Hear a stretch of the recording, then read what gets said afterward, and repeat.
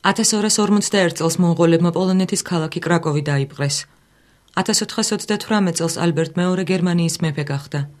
1850 წელს ჰენრი უელსმა და უილიამ ფარგომ კომპანია ამერიკან ექსპრესი დააარსეს.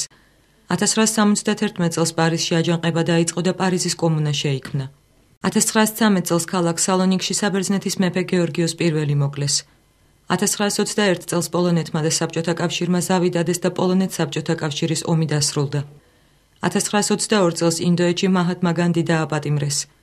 1940 წელს ჰიტლერი და მუსოლინი ბრენერის უღელტეხილთან შეხვდნენ და ბრიტანეთისა და საფრანგეთის წინააღმდეგ ალიანსის შექმნაზე შეთანხმდნენ.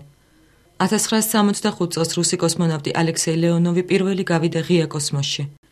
1989 წელს ეგვიპტეში ხეოფსის პირამიდასთან ახლოს 4400 წლის წინანდელი მუმია იპოვეს.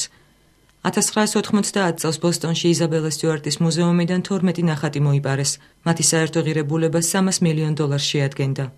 1830 წელს დაიბადა ქართველი პროზაიკოსი დანიელ ჭონქაძე. 1827 წელს დაიბადა ამერიკის შეერთებული შტატების პრეზიდენტი გროვერ კლივლენდი.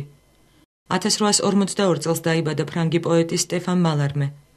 1858 წელს დაიბადა გერმანელი ინჟინერი და ძრავის შემქმნელი რუდოლფ დიზელი. 1869 წელს დაიბადა დიდი ბრიტანეთის პრემიერ-მინისტრი ნევილ ჩემბერლენი. 1959 წელს დაიბადა ფრანგი კინორეჟისორი ლუკ ბესონი. 1968 წელს დაიბადა ქართველი ფეხბურთელი თემურ ქეცბაია. 1582 წელს გარდაიცვალა ივან მეოთხე მრისხანე.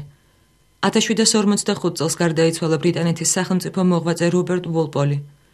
1980 წელს გარდაიცვალა გერმანელი ფსიქოლოგი და სოციოლოგი ერიხ ფრომი. 1983 წელს გარდაიცვალა იტალიის მეფე უმბერტო მეორე.